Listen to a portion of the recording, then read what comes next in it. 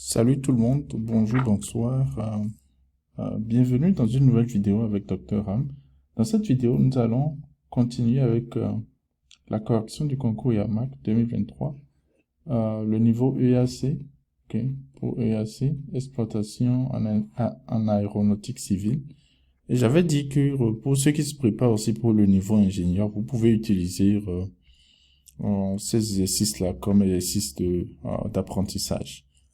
Donc, dans cette vidéo, je vais discuter le problème numéro 2. J'avais déjà discuté le problème numéro 1 et le problème numéro 3. Ok. Donc ici, je vais discuter le problème numéro 2. Je ferai une autre vidéo pour discuter le problème numéro 4. Donc, le problème numéro 2, c'est un problème qui porte sur l'électrostatique. Électrostatique, que je vous conseille vivement de réviser. Ok. Que vous vous préparez pour ingénieur ou EAC. Ce chapitre, c'est un chapitre très important. Donc, on dit, du point de vue du potentiel du champ électrique qu'il crée, les noyaux de certains atomes légers peuvent être modélisés par une distribution volumique de charge à l'intérieur d'une sphère de centroïde de rayon A. Donc, vous avez en fait, on parle d'une sphère de centroïde de rayon A. Ok. On désigne R par OM le vecteur position d'un point quelconque de l'espace. Donc, si je place M quelque part là, donc ça on appelle ça R en fait. Le vecteur position d'un point quelconque de l'espace, ok. La charge volumique ρ de M qui représente le noyau varie suivant la loi. Donc vous voyez la charge, ça c'est la charge volumique. Et déjà ça peut déjà vous dire beaucoup de choses. Et on a ρ qui est une constante, R ici c'est une constante. Donc vous voyez que ρ ne dépend que de R. Donc on dit que la distribution du champ électrique sera alors radiale. Donc la distribution du champ électrique va dépendre seulement de R là. Ok. Donc, la première question, c'est qu'on nous demande de préciser le système de coordonnées à utiliser. Ça, c'est simple, hein. On est sur une sphère, donc il faut utiliser le système de coordonnées sphérique qui est R, θ, phi. Voilà, donc c'est le système de coordonnées sphérique qu'il faut utiliser ici. On demande de calculer la charge totale du noyau. Nous allons faire ça tout à l'heure. Après, on se propose de calculer le champ électrostatique ainsi que le potentiel scalaire. Okay. De quelle variable d'espace dépend le champ électrique? Justifiez votre réponse. Bon, ça, je l'ai déjà dit. Hein. Vous regardez la densité de charge, puisque vous rappelez-vous du théorème de Gauss. Qu'est-ce que ça dit? Le théorème dit que, en fait, quand vous prenez le champ électrique, okay, on a ça, dA, qui est en fait la surface de Gauss. Ça vous donne les charges intérieures à la surface divisé par epsilon 0. Okay. Donc, c'est ce que ça veut dire. Vous choisissez une surface de Gauss. Et puis, quand vous intégrez, vous faites le produit scalaire, en fait, du champ électrique avec cette surface-là, avec un élément infini-décimal de cette surface. En fait, ça vous donne la charge inclue dans cette surface divisée par epsilon 0. Ça, c'est le théorème de Gauss. Donc, c'est ça, en fait, à partir d'ici, vous pouvez voir clairement, hein, puisque ici, ce garci ne dépendra que de R là. Ce que vous aurez, en fait, c'est que, au finish, c'est que le champ électrique va seulement dépendre de la question là, c'est que E, en fait, c'est égal à un certain E de R. Il n'y a pas de composante suivant les autres directions, puisque la densité volumique nous dit, en fait, de quelle variable dépendra le champ électrique. Okay. On demande quelles sont les composantes non nulles, quelle est la composante non nulle du champ électrique. Ça, c'est une question redondante, hein, puisque la composante non nulle, c'est simplement ER. Okay. La composante radiale. Eθ égale à E phi égale à Eθ. Tout ça égale à 0, en fait. Donc, il n'y a que la composante radiale qui est non nulle. Okay. Voilà. La question C, on dit maintenant de déterminer le champ E en tout point M de l'espace. Alors, en utilisant le théorème de Gauss. Donc, c'est ce que je disais. On déduit le vecteur potentiel, on donne le gradient en coordonnées sphériques. Regardez ce gradient qu'on nous a donné. La seule chose qui va suivre, c'est cette partie-là. Les autres parties vont s'annuler. Parce que aussi, le potentiel V, en fait, ça ne dépend que de R. Ok, donc le potentiel scalaire ne dépend que de R, donc c'est seulement ceci qui va suivre. Donc ceci étant, donc voilà le problème, c'est pas trop compliqué, hein. Donc je vais vous montrer ma solution tout à l'heure. Donc voilà, nous sommes ici. Alors ça, c'est la sphère que j'ai représentée ici. Okay. C'est juste une représentation de la sphère. C'est la distribution de la charge volumique qu'on nous a donnée. Okay. Donc la première question, c'est donc de préciser le système de coordonnées à utiliser. Je l'ai déjà dit, on va utiliser le système de coordonnées sphérique. Pourquoi? Parce qu'on est avec une distribution de charge sphérique ici, en fait. On a un problème à symétrie sphérique. Okay. Maintenant, on demande de calculer la charge totale du noyau. Donc, nous allons utiliser la différentielle de charge, en fait, ça fait l'aire de la sphère multiplié par la densité volumique dr, en fait. Maintenant, si on veut intégrer, on va simplement intégrer. Si vous voulez, en général, ce que vous écrivez, on écrit techniquement dq, c'est rho d de v. Ok. Ça, c'est l'élément de volume. Maintenant, cet élément de volume-là, puisque en fait, on est sûr que ceci, rho ne dépend pas de phi et de θ, ok. Vous pouvez écrire d rho directement égal à 4 pi r au carré dr, ok. Parce que en réalité, d rho, c'est quoi? C'est r au carré, si je me rappelle bien, r au carré sinus de θ dθ d phi dr. Ok. Ça, c'est d rho. Ça, c'est l'élément de volume en coordonnées sphériques. Et rappelez-vous que θ, en fait, c'est dans 0 à pi. Et phi, c'est dans 0 à 2 pi. Donc, si vous intégrez sur θ, vous intégrez sur phi, vous allez voir que vous avez, en fait, un facteur de 4 pi. Simplement. Donc, ce qui reste, puisqu'on sait qu'on est sûr que rho ne dépend pas de θ et de phi, on peut directement écrire notre élément de volume comme ça. Ok, pour aller plus vite. Donc voilà, donc ceci étant, ça veut dire que la charge Q, on va intégrer de 0 à R. Ok, le rho de 0, c'est constant, on fait sortir ça. Et maintenant, bon, j'ai utilisé la variable x, c'est seulement une variable migration. Donc, au lieu d'utiliser R, j'ai utilisé x ici. C'est direct, hein. Donc, vous intégrez, vous arrivez à ceci. Donc, voilà la charge totale. Dans la charge totale Q, en fait, ça fait 8 pi rho 0 A au cube divisé par 15. Donc, voilà ce que j'ai, je trouve comme charge totale. Après, la question qui suit, on demande, on veut calculer le champ E ainsi que le potentiel. Maintenant, on demande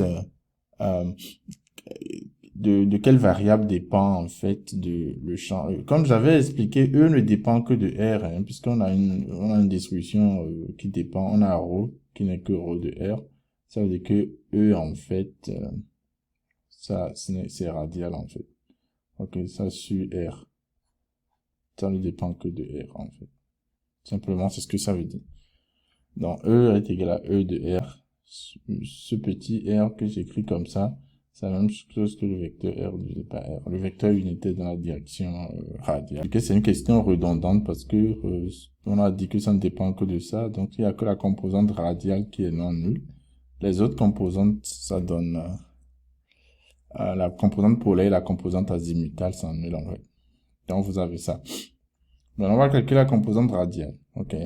En utilisant le théorème de Gauss. Donc on va considérer deux cas, deux scénarios. Le premier scénario, c'est que vous êtes dans une situation où le point est à l'intérieur de votre sphère. Donc, on est comme ça. Et là, le point M est quelque part ici. Okay, à une position R. Et R est plus petit que A. Ok. Donc, on est là.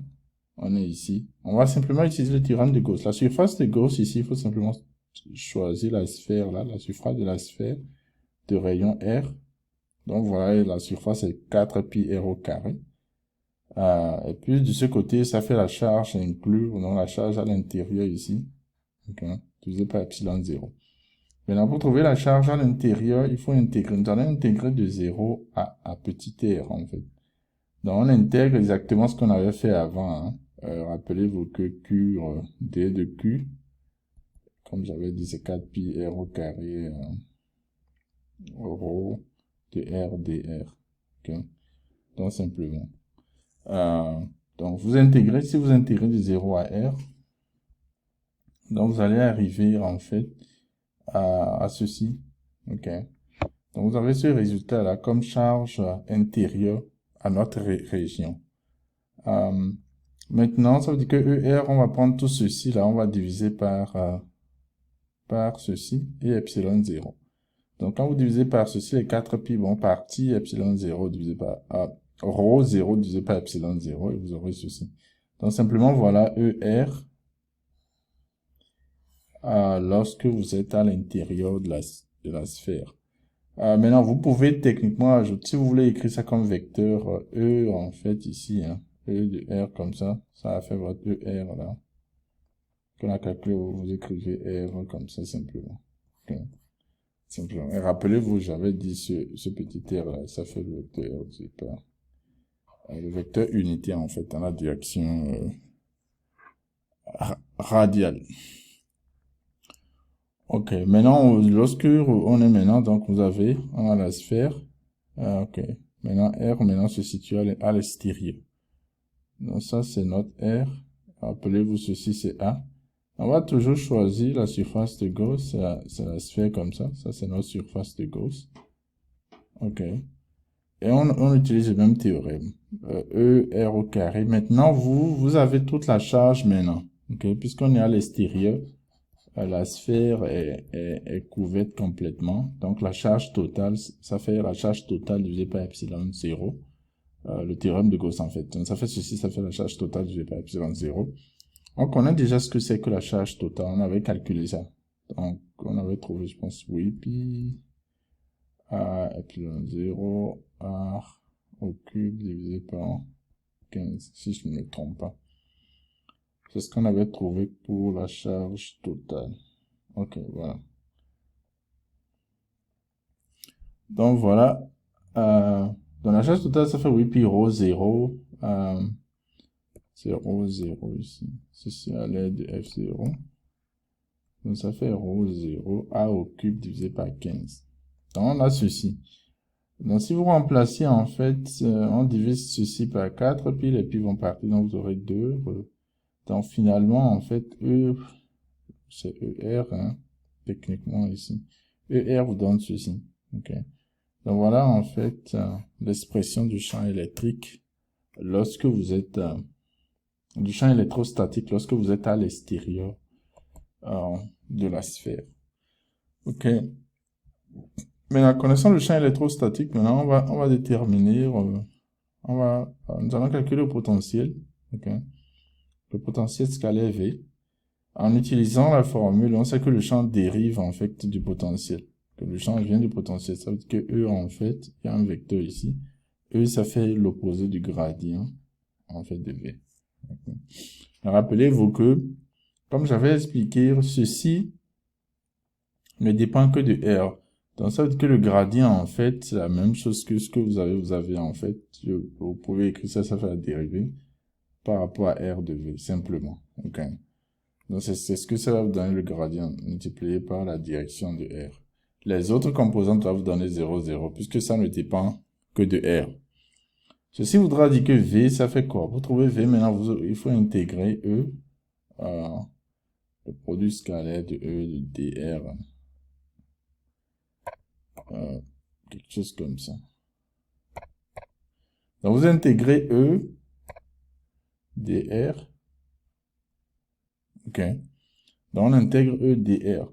Mais puisque E est radial, on peut oublier les vecteurs. E ne dépend que de R, on peut oublier les vecteurs et faire l'intégration directement, en fait. Donc, lorsqu'on est à l'intérieur de la sphère, on va aussi discuter les deux cas. Donc, on va utiliser le champ à l'intérieur qui nous donne ceci. Ok, on intègre, rappelez-vous de l'expression du champ lorsque nous sommes à l'intérieur. On avait trouvé cette expression pour le champ. Donc, quand on est à l'intérieur, on va intégrer simplement l'expression là. Et en fait, c'est une intégration directe. Hein. Donc, vous intégrez. Et n'oubliez pas d'ajouter une constante, puisque c'est pas défini, en fait, cette intégration. Ok. Donc, on va dire le potentiel est connu à une constante près. Maintenant, nous allons déterminer dans C1 une constante réelle. Constante réelle. Okay. C'est une constante réelle qu'on va déterminer un peu plus tard. Parce que maintenant, pour le moment, on peut pas déterminer. Il y a une façon de trouver ça directement. Hein. Bon, mais ce que je vais vous montrer ici, c'est la façon la plus simple. Maintenant, on va supposer, on prend R à plus grand que A, R plus grand que A. Donc, on est à l'extérieur de la sphère. On va considérer maintenant cette expression de champ électrostatique. Dans l'intègre, vous avez moins 1 sur R au carré. C'est direct. Et également, vous avez ici une constante réelle. Ok. Maintenant, C2 ici est plus facile à trouver. Pourquoi? Parce qu'à l'infini, on ne veut pas, on veut pas que le potentiel diverge, en fait. Donc, le potentiel, ça doit tendre vers 0 à l'infini. Ceci simplement voudra dire que C2 est égal à 0. Ok. Donc, C2 est égal à 0. Donc, voilà. Donc, ça, c'est le potentiel dans le cas où vous avez R plus grand que ou égal à A. Ok. Maintenant, on va revenir, on va déterminer, en fait, ce C1 là. Donc, je répète les deux expressions qu'on a trouvées pour l'intérieur et pour l'extérieur. Ok. Maintenant, lorsque vous êtes ici, vous êtes à la surface de votre sphère. Le potentiel doit donner la même valeur. Vous êtes à la surface. Donc, le potentiel à l'extérieur, le potentiel à l'intérieur. Ok, V extérieur et V intérieur. En A, ça doit donner la même chose. Ok. Donc, en A, si je remplace A ici, ça doit donner la même chose que si je remplace A dans l'expression ici. Donc, qu'est-ce que ça nous donne? Si on remplace A ici, vous avez cube divisé par A, vous avez un A au carré là. Et ici, vous remplacez dedans, vous allez voir que ça vous donne en fait moins ρ 0, divisé par epsilon 0, 7A au carré sur 60 plus C1. Et de là, vous pouvez tirer, la valeur de C1. Hein. Ok. Donc, on a C1 ici, vous tirez simplement. Donc, il faut additionner 2 15e à 7 60e qui vous donne 1K. Donc, finalement, en fait, C1 vous donne ceci. Donc, voilà comment il faut déterminer C1. Ne faites pas l'erreur de ne pas mettre C1 ici. Si vous ne mettez pas C1, vous allez voir qu'il y a une discontinuité au niveau du potentiel lorsque vous êtes à la surface de la sphère. Ceci n'est pas physiquement, c'est pas physiquement vrai. Ok, c'est pas correct physiquement. Donc, il faut mettre un C1 ici. En général, le C2, comme vous êtes à l'extérieur, c'est souvent facile à déterminer la constante, parce que on veut en général que le potentiel en infini, là, ça donne 0. Donc, ceci nous permet facilement de trouver. Mais lorsque vous êtes à l'intérieur, il n'y a pas vraiment de conditions. Donc, il faut laisser la constante et vous utilisez maintenant la continuité sur la surface pour pouvoir déterminer cette constante-là. Donc, ceci étant, voilà le récapitulatif. Récapitulatif de ce problème. Ça, c'est le champ. Bon, je dois mettre le vecteur ici. Hein. Voilà. Donc, lorsque vous êtes à l'intérieur, vous êtes le champ électrostatique. On peut l'écrire comme ça. OK. Si vous voulez, comme ça. Maintenant, ça, c'est le potentiel. Donc, ça, c'est champ. Ça, c'est potentiel. Dans le potentiel, vous avez l'expression là, pour en haut, et l'expression là pour... lorsque vous êtes à l'extérieur de la sphère. Donc ça, c'est intérieur, ça, c'est extérieur. Donc voilà, on a la fin du problème. Je vais m'arrêter ici. Et je pense que c'est un exercice simple, mais aussi qui peut vous servir hein, de révision pour le concours. N'hésitez pas si vous avez constaté des erreurs de numérique ou j'ai dit quelque chose, vous n'êtes pas d'accord. N'hésitez pas de me le faire savoir. Si vous me laissez des commentaires, j'ai pas répondu, ne vous inquiétez pas, je vais y répondre. Ok. Je vais répondre à tous vos commentaires. Et surtout, n'oubliez pas de partager mes vidéos. Si vous êtes un abonné, merci. Alors, si vous êtes juste de passage aussi, merci. N'oubliez pas d'aimer la vidéo. et à la prochaine fois avec Docteur. Merci.